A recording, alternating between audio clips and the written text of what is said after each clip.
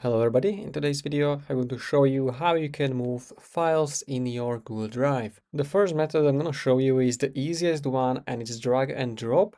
So what I mean is basically if I want to move this file, for example, to some of my folders, you can find your folders. If you click on My Drive, this will open this drop down where you can see folders. If I want to move this to my work folder, I can just select this and drag it with my mouse to the work folder.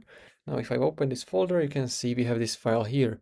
To move this file or files out of the folder in Drive, you can just basically again select it, and you can move it, for example, here to My Drive or here, and this will move it back to your Drive.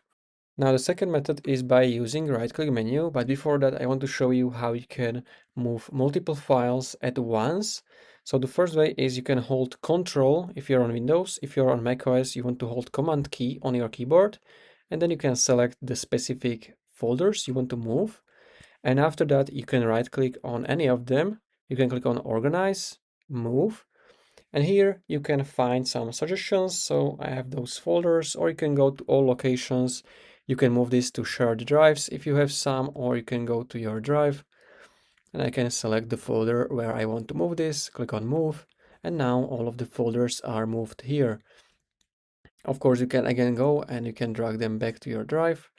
If you don't want to select files one by one, you can just drag your mouse like this, or you can hold Shift key on your keyboard, select one starting file, and then select the second one, and it will select the area between them.